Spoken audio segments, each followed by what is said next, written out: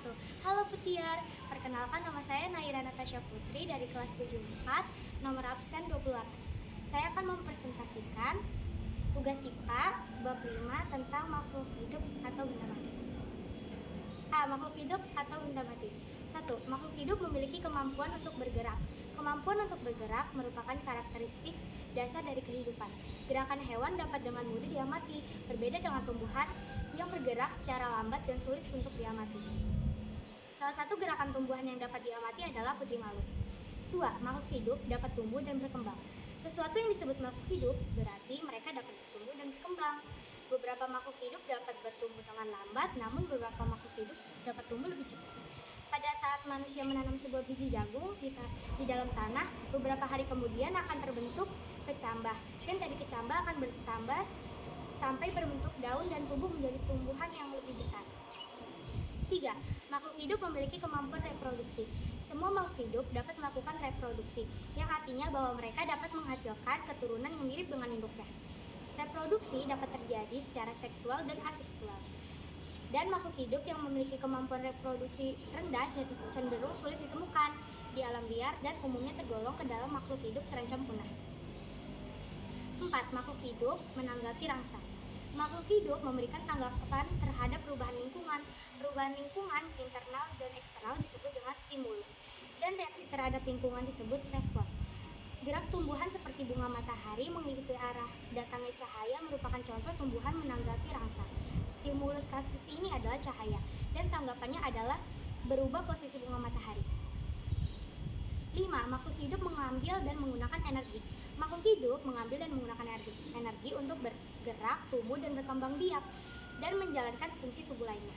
Tumbuhan menggunakan energi matahari untuk menjalankan proses fotosintesis. Fotosintesis adalah proses pengubahan senyawa sederhana atau karbon dioksida dan air menjadi senyawa kompleks, glukosa atau oksigen. Hewan mendapatkan energi dengan cara memakan organisme lain, baik tumbuhan maupun hewan. Organisme yang mendapatkan energi dan organisme lain disebut heterotrof. Dan pada dasarnya, energi tidak dapat diciptakan atau dimusnahkan. Energi hanya dapat diubah dari suatu bentuk ke bentuk lainnya. Contohnya, energi cahaya dari matahari diubah menjadi energi kimia dalam bentuk karbohidrat oleh tumbuhan. Ketika karbohidrat itu dimakan oleh hewan, maka diubah menjadi energi gerak dan energi panas yang dibuang ke lingkungan. Hukum ini dikenal sebagai hukum kekekalan energi. 6. Makhluk hidup dapat bernapas. Hewan memerlukan oksigen untuk bernapas atau respirasi. Oksigen yang dihirup oleh hewan digunakan untuk mengoksidasi atau membakar. Tumbuhan juga memerlukan oksigen untuk proses oksidasi zat makanan dan menghasilkan zat sisa yang sama, yaitu karbon dioksida dan uap air.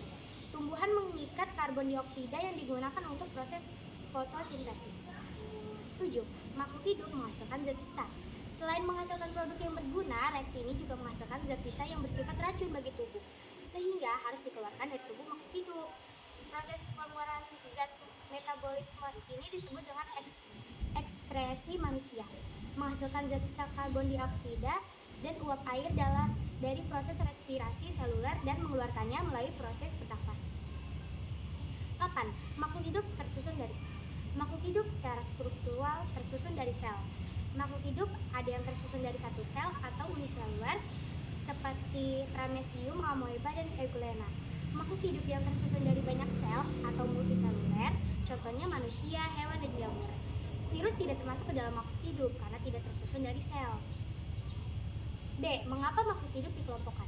1. Klasifikasi. Klasifikasi atau pengelompokan setiap pengelompokan benda yang sama serta memisahkan benda yang tidak sama. 2. Kunci klasifikasi. Untuk membuat klasifikasi lebih mudah dan memudahkan untuk mengidentifikasi objek yang belum pernah terlihat sebelumnya. 3. Kunci dikotomi. Kunci dikotomi adalah kunci determinasi yang terdiri atas dua keterangan yang berlawanan dari ciri-ciri yang dimiliki oleh suatu jenis atau kelompok makhluk hidup. 4. Kunci determinasi format table. Kunci determinasi format table merupakan kunci klasifikasi makhluk hidup yang dibuat berdasarkan deskripsi dalam bentuk tabel. Kunci determinasi ini dapat dikotomi, membuat dua pilihan atau terdiri atas banyak pilihan. C. Makhluk hidup beraneka ragam. 1. Urutan takson makhluk hidup. Urutan tingkatan takson mulai dari yang tertinggi ke tingkat yang terendah, yaitu kingdom atau kerajaan, atau retnum dunia, ilum atau filum, atau divisi atau divisi, klasik atau kelas, ordo atau bangsa, familia atau famili atau suku, genus atau marga, spesies, spesies atau jenis. Semakin tinggi tingkatan takson, maka semakin banyak angka anggota takson. Tetapi semakin sedikit kesamaan antara anggota takson tersebut, sebaliknya, semakin rendah tingkatan takson, maka semakin sedikit anggota takson. Tetapi semakin banyak kesamaan antara anggota takson tersebut. 2. Klasifikasi makhluk 5 kingdom. A. Kingdom Monera. Kingdom Monera beranggotakan organisme yang bersifat prokariotik. Karakteristik Kingdom Monera: 1. Prokariotik. 2. Tidak memiliki organel. 3. Mikroskopis. 4. Uniseluler atau multiseluler. 5. Memiliki dinding sel. 6. Memiliki DNA sirkuler. 7. Kosmopolit. 8. Reproduksi secara vegetatif. B. Kingdom Protista. Kingdom Protista merupakan kelompok makhluk hidup eukariotik atau sudah memiliki membran inti sel, namun memiliki jaringan yang sederhana dan tidak memiliki organ. C. Kingdom Fungi. Organisme yang digolongkan ke dalam kingdom fungi atau jamur memiliki eukariotik, sel berupa hifa atau benih. Sel dari kitin, tidak memiliki kloroplas serta dapat menghasilkan spora untuk perkembangbiakan. D. Kingdom Plantae. Organisme yang digolongkan ke dalam kingdom ini memiliki karakteristik eukariotik, berdinding sel, memiliki kloroplas, jaringan terdiferensiasi menjadi organ akar, batang, dan daun. E. Kingdom Animalia. Organisme yang digolongkan ke dalam kingdom Animalia memiliki karakteristik